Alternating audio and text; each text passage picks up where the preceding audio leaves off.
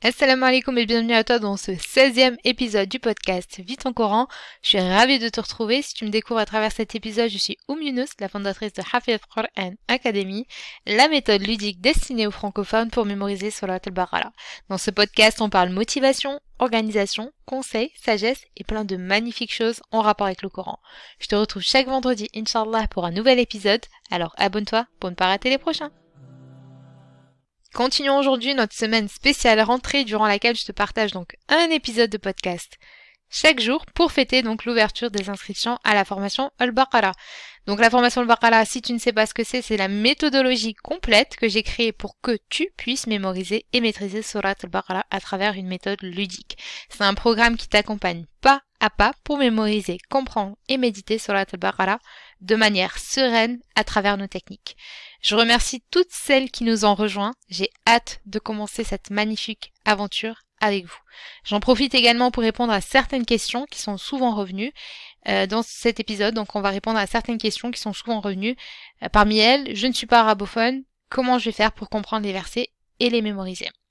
Alors, avec la formation Hafez Quran, on va expliquer donc chacune des ayahs et on va les méditer ensemble afin de créer des émotions et vraiment vivre le Coran. Je pense que si tu me suis dans ce podcast, tu sais que la méditation c'est quelque chose de très important pour moi. On a médité énormément de ayahs ensemble à travers ces épisodes.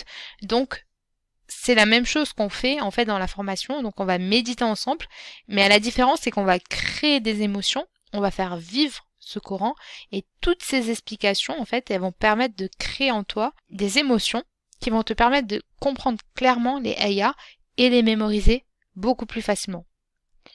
Donc, on va créer des histoires, il y a plein, c'est toute une méthodologie. Donc, on va vraiment méditer les ayahs pour les vivre. On va créer des histoires pour relier les pages entre elles, etc., les ayahs entre elles, pour pouvoir, maîtriser la mémorisation de Surat al-Baqarah. Ensuite, autre question qui revient souvent, en combien de temps je vais mémoriser Surat al-Baqarah? Donc, il n'y a pas de temps limite pour mémoriser la Surat.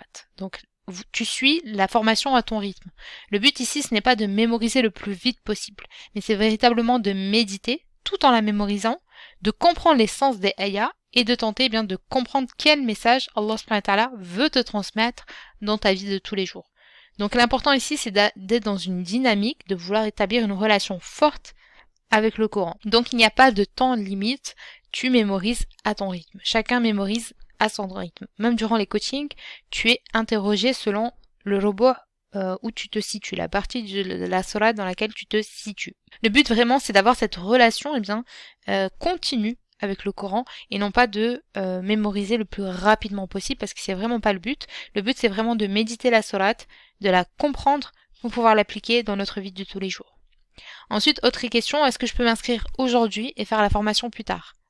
Oui, en t'inscrivant, tu as accès à la formation d'une manière illimitée. Donc tu peux commencer dès maintenant ou plus tard en fonction de ton emploi du temps et de tes responsabilités. Donc j'ai des élèves qui ont pris la formation mais qui ne la mémorisent pas sur la Al-Baqarah tout de suite parce qu'elles n'ont pas fini tel hizb d'une autre partie du Coran et qu'elles préfèrent donc terminer leur programme et ensuite commencer à mémoriser sur la Al-Baqarah. Donc vraiment, tu avances à ton rythme. Le but, c'est vraiment de faire selon ton planning à toi. Donc tu t'inscris à la formation et tu la suis à ton rythme. Tu peux la commencer plus tard. Vu que tu as accès à la formation, tu peux commencer quand tu veux. Donc je te rappelle qu'il ne reste plus que 3 jours pour rejoindre la formation. Alors ne tarde pas trop pour passer à l'action et reprendre une relation avec ton Coran, Inch'Allah. Tu as le lien en description de cet épisode. Tu as juste à cliquer sur le lien pour nous rejoindre. Donc on continue notre série de méditation de Surat al-Baqarah avec aujourd'hui la ayah 74.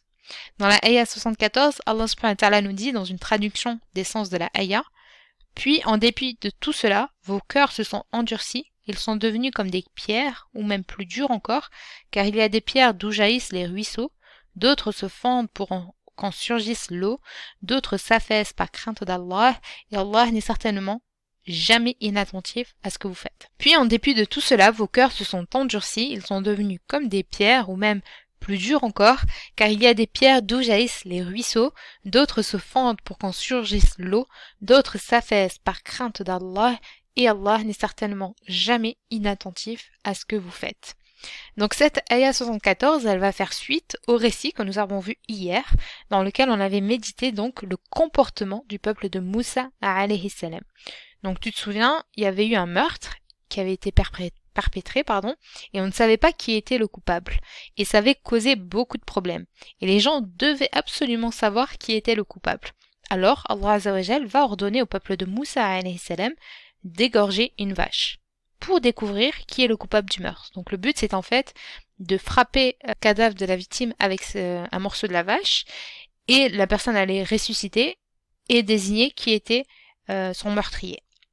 Sauf qu'au lieu de s'exécuter, ils vont remettre en doute cet ordre d'égorger une vache et ils vont poser des questions encore et encore. Bon, je reviens pas sur le récit, tu as juste à l'écouter, c'est l'épisode précédent dans lequel on a médité ce récit donc du peuple du prophète Moussa alayhi salam. Dans cette ayah, Allah subhanahu wa ta'ala nous dit que malgré que vous ayez vu un mort revenir à la vie pour désigner son meurtrier, voilà que vos cœurs s'endurcissent comme de la pierre, voire pire encore. Donc ce qui est paradoxal, c'est qu'Allah subhanahu wa ta'ala donc va comparer les cœurs de ce peuple à de la pierre. Alors que le cœur, par nature, c'est un organe qui est flexible. C'est quelque chose qui est mou. Mais là, Allah subhanahu wa ta'ala nous parle de pierre. Même, il dit que leur cœur est plus dur encore que la pierre. Donc, on va méditer cette ayah dans l'épisode du jour. Et donc, Allah subhanahu wa ta'ala nous disait donc dans la ayah précédente, nous dit donc frappez le tuer avec une partie de la vache, ainsi Allah ressuscite les morts et vous montre les signes afin que vous raisonniez. Donc normalement le fait de voir un homme ressuscité par Allah, par ordre d'Allah subhanahu wa ta'ala, aurait dû adoucir leur cœur. Il aurait dû faire fondre leur cœur d'obéissance pour Allah subhanahu wa ta'ala. Et au lieu de cela, au contraire, leur cœur va s'endurcir. Comment c'est possible? Comment c'est possible de voir un miracle d'Allah subhanahu wa ta'ala et d'avoir un cœur qui s'endurcit encore et encore? En plus de ça, Allah subhanahu wa ta'ala nous dit donc vos cœurs se sont endurcis, ils sont devenus comme des pierres ou même plus durs encore. C'est-à-dire que même les pierres, bien qu'elles soient dures, sont moins dures que leur cœur, subhanallah. Donc même les pierres, bien qu'elles soient dures, elles peuvent être fissurées. On peut fissurer une pierre. Mais les cœurs de ces personnes, ils sont plus fermés que les pierres. C'est-à-dire qu'ils ne laissent aucune ouverture possible à la guidance. Donc ces personnes ont atteint un niveau extrême de dureté qui est comparable à une pierre, voire pire qu'une pierre. Et leur cœur, c'est-à-dire que leur corps, en fait, ici, Allah subhanahu wa ta'ala nous donne une image, une métaphore à travers cette idée de la pierre, c'est-à-dire que leur cœur, il est insensible au rappel d'Allah subhanahu wa ta'ala. Et là, dans cette ayah, Allah subhanahu wa ta'ala va nous citer 3 types de pierres. Il va nous dire qu'en réalité, il y a 3 types de pierres. Mais en réalité, ici, c'est une parabole pour évoquer les 3 sortes de cœurs qu'une personne peut avoir sur terre. Et comme d'habitude, je te propose de méditer ces cœurs-là. Donc Allah subhanahu wa ta'ala nous dit qu'il y a des pierres dont jaillissent les ruisseaux, d'autres se fondent pour qu'en surgisse l'eau, et d'autres s'affaissent par crainte d'Allah. Donc le premier cœur, Allah subhanahu wa ta'ala nous dit car il y a des pierres d'où jaillissent les ruisseaux. Donc cette métaphore, elle fait référence à des pierres à partir desquelles l'eau jaillit. L'eau ici, elle va symboliser la foi, el-iman. Le premier cœur, donc, c'est celui des croyants. C'est celui qui est ouvert aux enseignements d'Allah subhanahu wa ta'ala. Donc il suffit de faire un rappel et hop, à ces personnes, voilà leur foi qui jaillit. Donc c'est très facile, c'est des gens qui sont vraiment croyants. C'est-à-dire dès que tu leur fais un rappel, leur foi jaillit, comme cette eau qui jaillit de ces pierres. D'autres, Allah subhanahu wa ta'ala nous parle donc du deuxième cœur qui nous dit d'autres se fendent pour qu'en surgisse l'eau. Ici, cette image elle va symboliser des pierres qui se fissurent pour laisser passer l'eau. Ici, elle va représenter le cœur de ces personnes qui sont fermés au départ. Donc c'est des cœurs fermés, comme de la pierre. Mais qui, à travers la guidée, vont s'ouvrir petit à petit et vont accepter la vérité. En fait, ce sont des personnes qui sont distraites. Ce sont des personnes qui sont un peu insouciantes. Il va y avoir un événement qui va les secouer, qui va les remettre dans le droit chemin. C'est-à-dire que la personne, elle va vivre une épreuve qui va lui faire un rappel qui va la ramener vers Allah subhanahu wa ta'ala. Ça peut être un accident, ça peut être la perte d'un être cher, ça peut être également assister à une khutbah, parfois assister à un événement, ça va avoir un effet d'électrochoc. Mais là c'est pareil, c'est le symbole, c'est l'image en fait de cette pierre. Il lui faut quelque chose pour qu'elle se casse en deux pour pouvoir faire surgir cette eau, cette iman, cette foi. Ces personnes-là, elles sont comme ça. À la base, ce sont comme des pierres, mais il va y avoir un électrochoc. Il va y avoir un événement qui va faire que leur cœur va se fissurer et que cette foi en Allah subhanahu wa ta'ala va jaillir. Et le troisième cœur, c'est celui qui va, Allah subhanahu wa ta'ala nous dit dans la ayah, d'autres s'affaissent par crainte d'Allah. Donc il y a certains cœurs, bien qu'ils soient naturellement durs, vont s'adoucir par crainte d'Allah subhanahu wa ta'ala. Ils vont avoir cette conscience de la présence d'Allah subhanahu wa ta'ala. Et cette simple conscience de la présence d'Allah subhanahu wa ta'ala va adoucir leur cœur. C'est-à-dire que les cœurs les plus durs vont devenir humbles. Ils vont être réceptifs à la guidée d'Allah subhanahu wa ta'ala. Et dans cette fin de ayah, on constate qu'Allah subhanahu wa ta'ala ne parle pas d'eau. Contrairement à la première partie de la ayah dans laquelle il parle d'eau, ici Allah subhanahu wa ta'ala ne parle pas d'eau. Il dit d'autres s'affaissent par crainte d'Allah. C'est-à-dire la simple crainte d'Allah va rendre leur cœur beaucoup plus réceptif aux ordres d'Allah subhanahu wa ta'ala. Et ensuite, Allah subhanahu wa ta'ala termine la ayah en disant « Et Allah n'est certainement jamais inattentif à ce que vous faites. » Allah certainement n'est certainement jamais inattentif à ce que vous faites. Donc Allah subhanahu wa ta'ala sait toujours ce qu'on fait. Comme d'habitude, quelle sagesse on peut retenir de cette ayah? Premièrement, tu dois retenir de garder un cœur sensible au rappel d'Allah subhanahu wa ta'ala, pour éviter de faire partie de ceux qui ont un cœur dur. Donc, garde un cœur sensible, c'est quoi? C'est de maintenir un cœur ouvert au rappel d'Allah subhanahu wa ta'ala. Et comment on garde un cœur sensible? C'est un cœur qui va s'éloigner des péchés. C'est un cœur qui est toujours dans le rappel, qui est toujours dans la lecture du Coran, toujours dans la mémorisation, qui est toujours dans les salats, qui est toujours dans les invocations. Donc, c'est un cœur qui est toujours sensible au rappel d'Allah subhanahu wa ta'ala. Et c'est un cœur qui s'éloigne des péchés.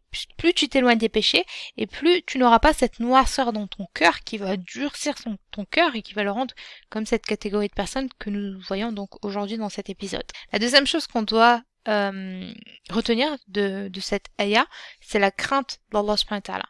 Cette crainte qui va venir adoucir ton cœur, même les cœurs les plus durs. Donc elle rappelle donc l'importance de toujours cultiver notre piété, de toujours chercher à se rapprocher d'Allah subhanahu wa ta'ala à travers des actes d'adoration, à travers plein de petites actions au quotidien qui vont faire que tu vas augmenter ta crainte d'Allah subhanahu wa ta'ala, mais également ton amour pour lui. Ensuite, autre sagesse qu'on peut retenir de cette ayah, c'est la patience et la persévérance. Donc on a vu qu'il y avait plusieurs types de cœurs et que il peut y avoir des cœurs qui à la base sont durs, mais à force de rappel, à force de leur faire le rappel, on voit que ces cœurs finissent par se fendre et cette hymen va sortir de ces cœurs-là. Donc il faut vraiment faire preuve de patience et de persévérance avec certaines personnes qui peuvent a priori avoir un cœur dur, avoir l'apparence d'une personne fermée, mais à force de rappel, etc., avec le temps, son cœur va s'adoucir et cette foi va émerger de cette personne.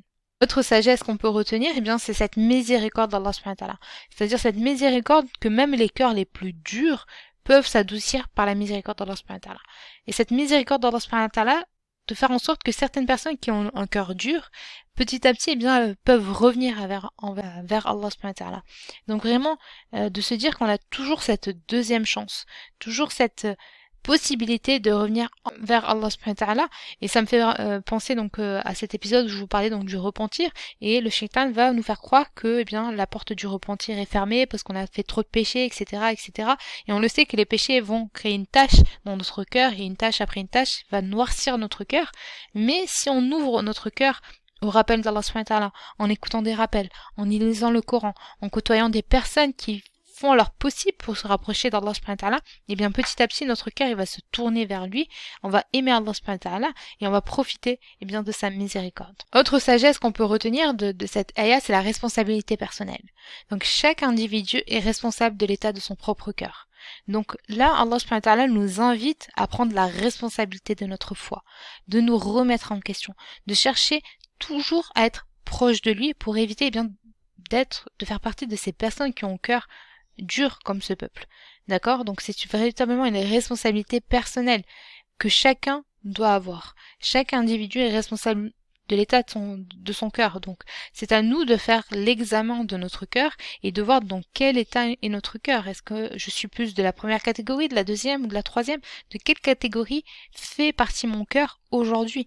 Et si mon cœur, je sens qu'il est assez dur, que tu ne sens pas que, voilà, il n'y a pas cette eau qui jaillit, comme Allah subhanahu wa ta'ala le dit, donc cette foi qui jaillit en toi, eh bien, de revenir vers lui, d'écouter plus de rappels, de lire plus de Coran, etc., pour faire en sorte d'adoucir ton cœur. Et comment adoucir ton cœur? Eh bien, c'est par la lecture du Coran, c'est par la méditation du Coran, comme on est en train de le voir, de le faire là, dans cet épisode. Parce que parfois, on peut voir le Coran comme quelque chose de théorique, comme des récits parfois qui nous parlent de peuples anciens, comme si ça ne nous représentait pas. C'est-à-dire que c'est des peuples, ça s'est passé dans le passé. C'est-à-dire le Coran, ce n'est pas un livre d'histoire. Ce n'est pas un livre d'histoire comme quand on va à l'école et qu'on lit ce qui s'est passé dans le passé, etc. Non, le but, le Coran, c'est intemporel. C'est-à-dire si Allah subhanahu wa ta'ala nous cite certains récits dans le Coran, c'est pour nous donner sens, même aujourd'hui à notre époque. C'est-à-dire que de ne pas réitérer, de ne pas réitérer les comportements qu'ont pu avoir les peuples anciens.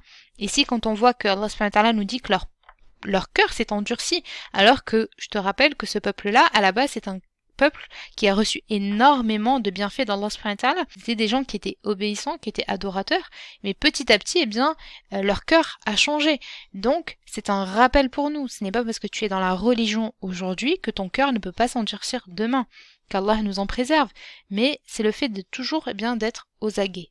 Toujours faire en sorte de faire attention. Voilà, de ne pas se dire, voilà, ça c'est un petit péché, c'est pas très grave, je peux le faire, etc. Non, parce qu'un petit péché après un petit péché, tu vas finir par faire des énormes péchés et petit à petit, tu vas t'éloigner d'Allah subhanahu wa ta'ala. Donc vraiment, faire en sorte de toujours d'être aux aguets, de se dire, je ne suis pas à l'abri. Je porte le hijab aujourd'hui, je prie aujourd'hui, je lis souvent le Coran, je mémorise le Coran, mais ça ne veut pas dire que je suis à l'abri. Ça ne veut pas dire que demain, je ne peux pas être égaré. Donc toujours garder en tête cette idée que Allah subhanahu wa ta'ala ne n'égare pas ton cœur après l'avoir guidé. Donc ça, c'est une recommandation du prophète, alayhi salatu wassalam, de toujours dire cette invocation, qu'Allah subhanahu wa ta'ala garde ton cœur vers la guidée et qu'il ne retourne pas dans l'égarement. Et pour finir, donc dernière sagesse de cette ayah, donc Allah subhanahu wa ta'ala nous dit à la fin de la ayah qu'il est attentif à ce que nous faisons.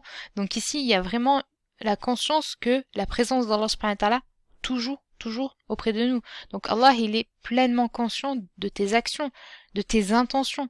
Donc il faut toujours que tu gardes à l'esprit que Allah subhanahu wa ta'ala est toujours avec toi. Et donc il va t'aider dans tes épreuves, mais qu'il est également en train d'observer quand tu es dans l'égarement, donc quand tu commets des péchés. Donc toujours garder à l'idée que Allah subhanahu wa ta'ala est ici et que il est toujours là et donc il n'est pas inattentif à ce que tu fais.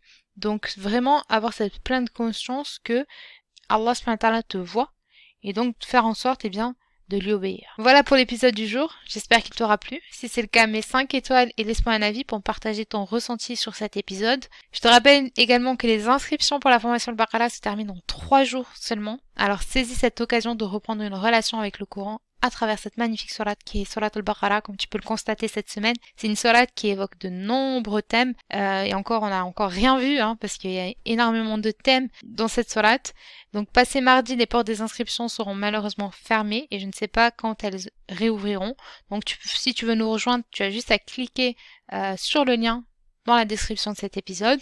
Quant à moi, je te retrouve demain, Inch'Allah, pour continuer notre petite semaine autour de Surat Al-Baqarah, avec cette fois donc un nouveau thème, une nouvelle notion qu'on va retrouver dans Surat Al-Baqarah. J'ai hâte de te retrouver demain, Inch'Allah. Donc je te dis à demain, Inch'Allah, pour un nouvel épisode.